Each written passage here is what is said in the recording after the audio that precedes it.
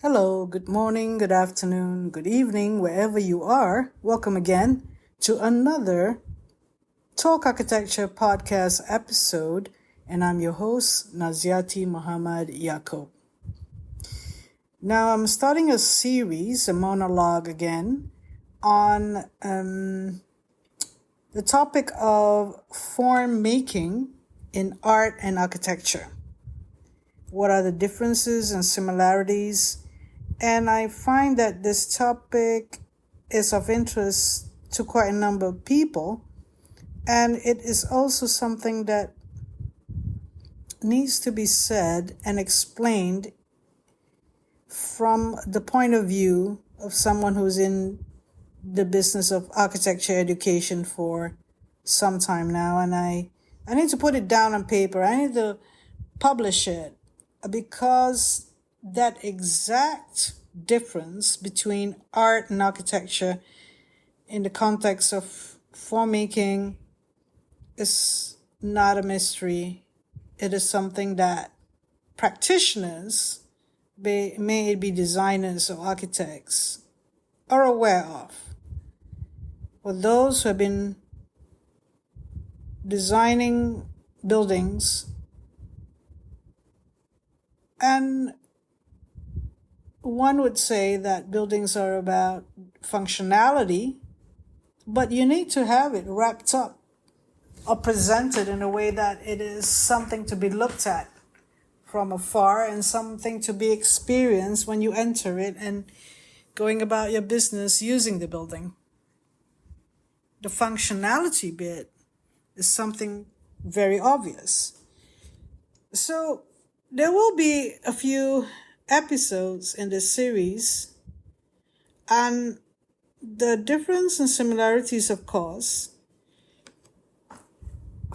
we put that aside for now, and we need to define aesthetics. What is aesthetics? So if you were to Google or find the definition of aesthetics, is something to concern with beauty or the appreciation of beauty. Now, beauty is in the eyes of the beholder. You might say subjective. Some people will say it's beautiful and some people say it's not beautiful. So in a way, that is the similarity between architecture and art because it is subjective.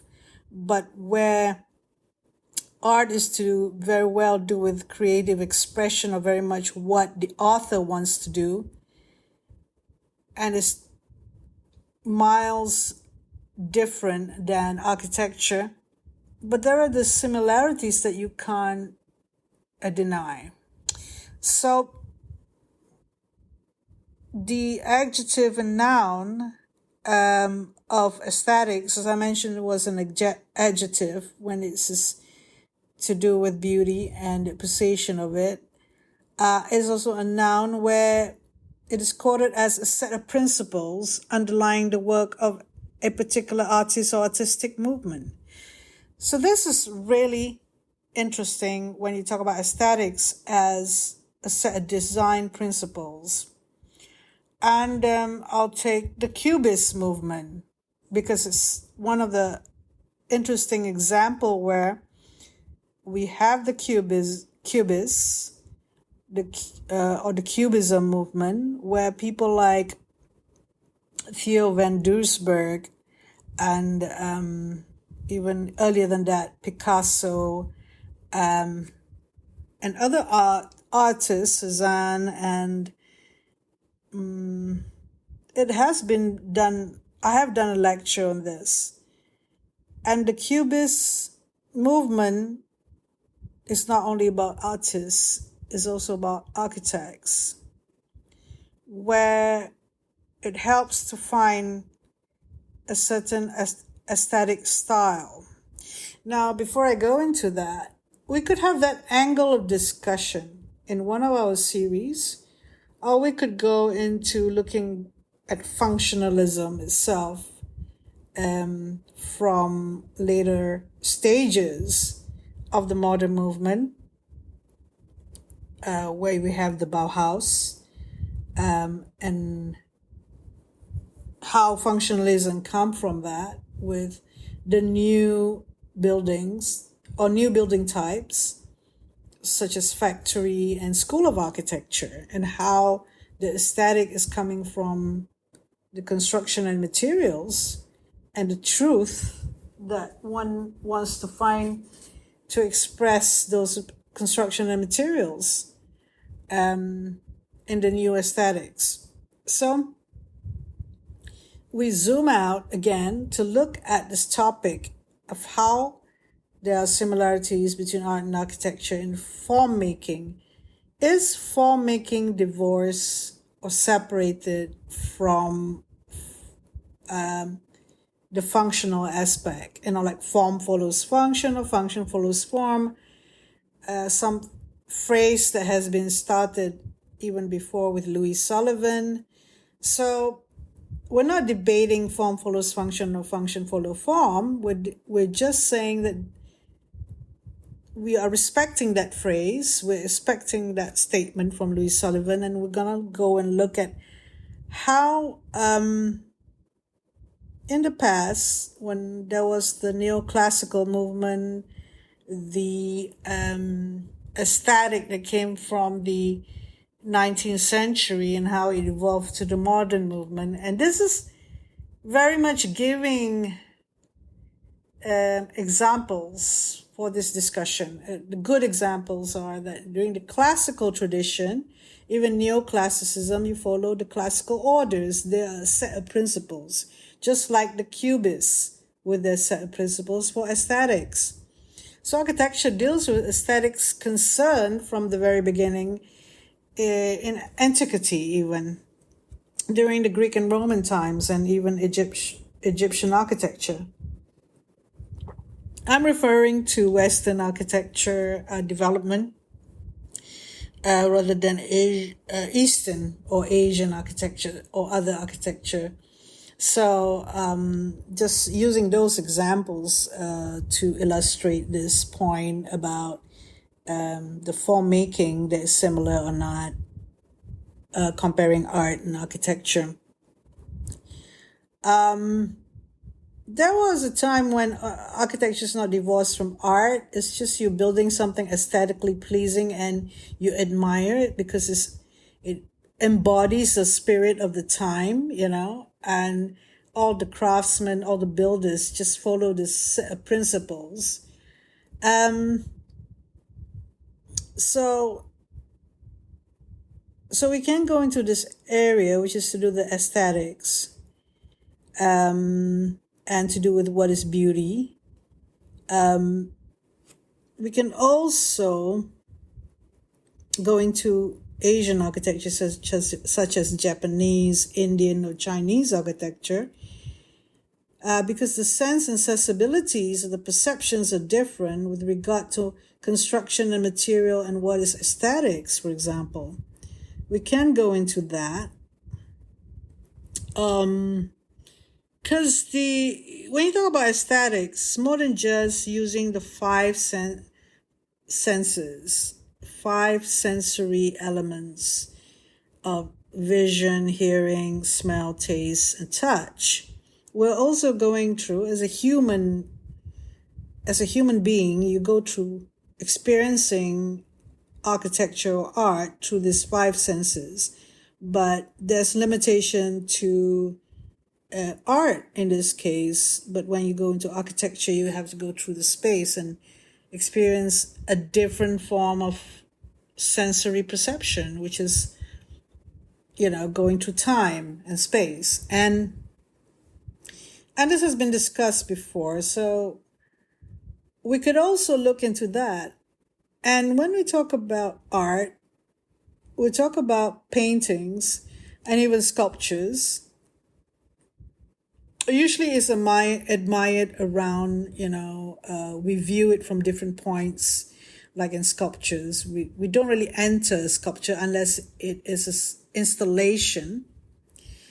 We see designs, pattern making, and we see cultural work of art, textile making, and other crafts such as pottery.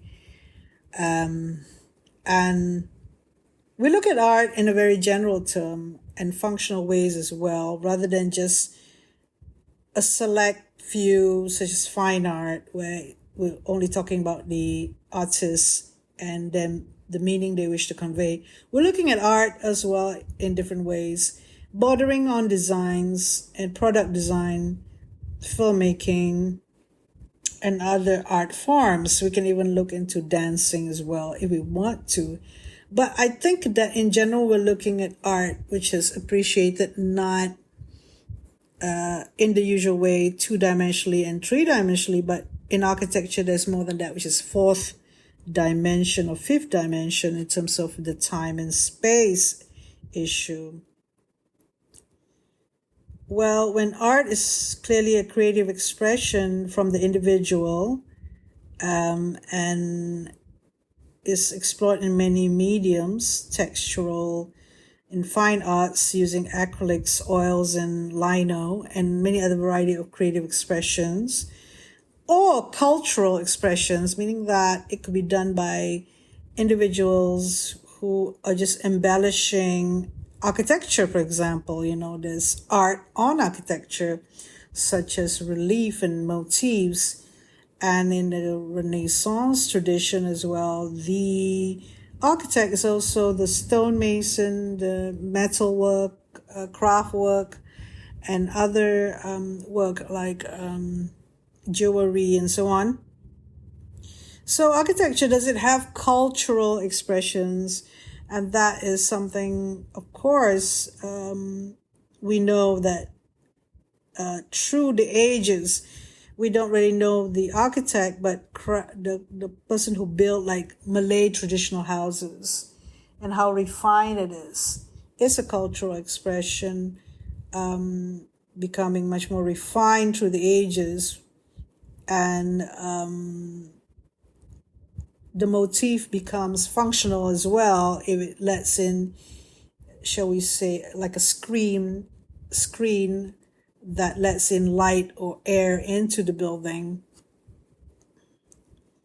So it is easy for us to think about architecture as form-making and artistic in this regard, even if there is no artist behind it, but just typical craftsmen and builders through the ages. So really we need to dig out and see and find out further what is the similarities between art and architecture. And then we can see the importance of each of this discipline on its own right.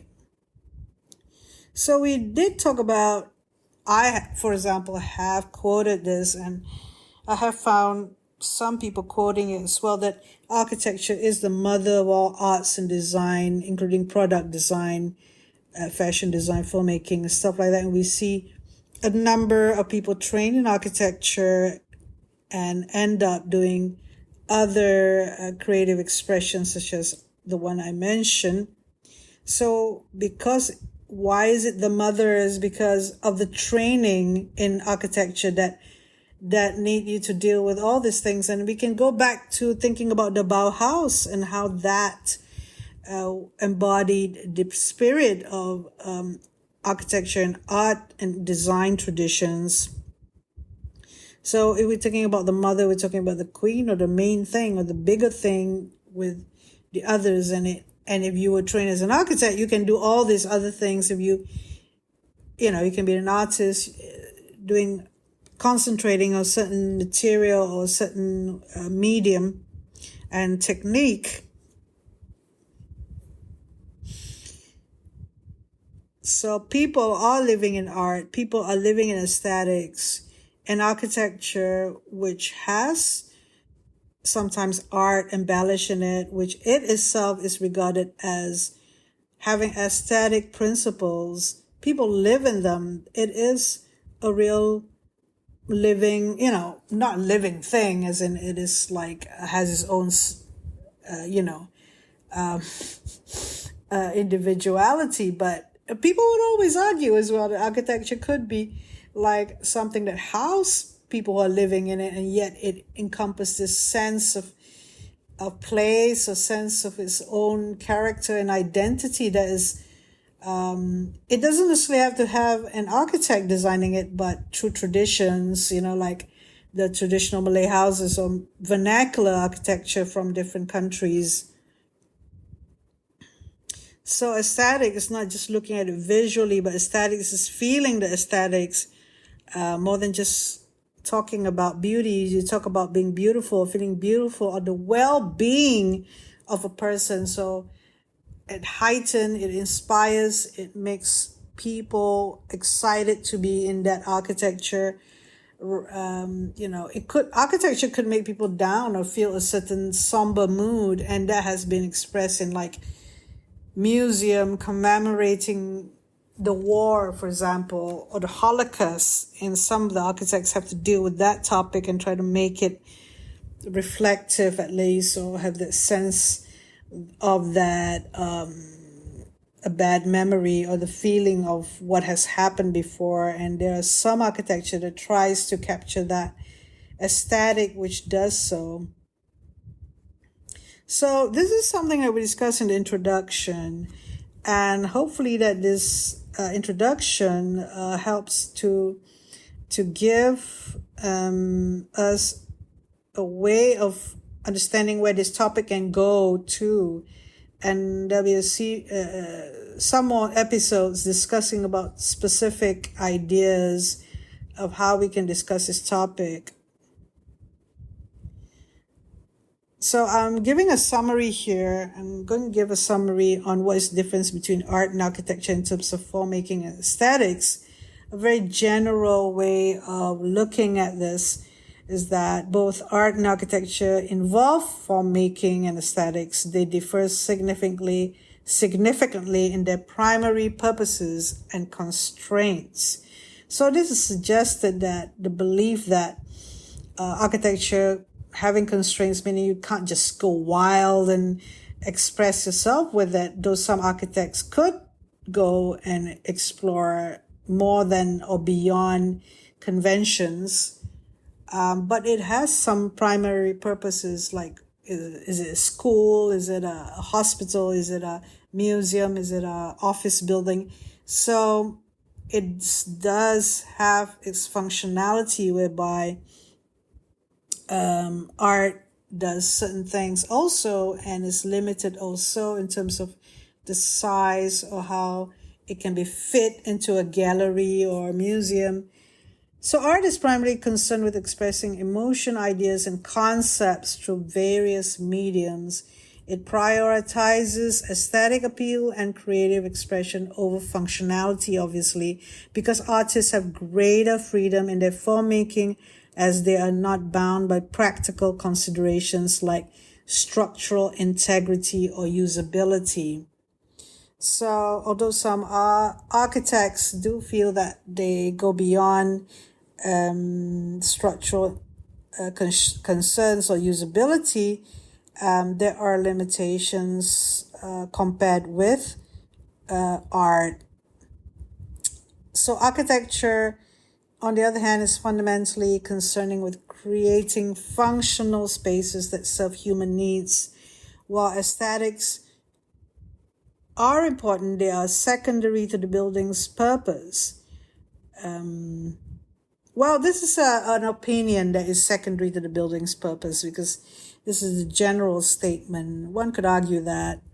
So architects must consider a wide range of factors, including structural engineering, because there are other people involved. If it's a complex building, it's a big building, rather than just a small building. They have to think about the building codes and user requirements, and significantly constrain their form-making process. So we're going to go into this more about what is form-making and what happens during design processes. Drawing out. How do you actually manage the form making? Is it just born out of the plan? When we start doing plans, it's just something that the form just come out of the plan. And what do we do? Form making first, and then after that we try to make the plan work. So this is like ongoing, a long-term consideration when we do design or doing architectural design. So we will look into more of this. I'm just giving ideas and what the topics that we're going to go into, and summarize it from much considered perspective, or the general considerations of the difference between art and architecture that people would perceive. This is from research that we found, but we're going to go beyond that. Going to go into how we design in architecture and how it is becoming an art, and what our considerations, and how we as the designer or the architect that's designing can control our aesthetics and form making. So that will be considered, and that will be discussed in different episodes. So thank you very much for listening to the first episode on Talk Architecture regarding this topic that we are so really interested in. And the topic is form making in art and architecture, other differences and similarities. Thank you very much.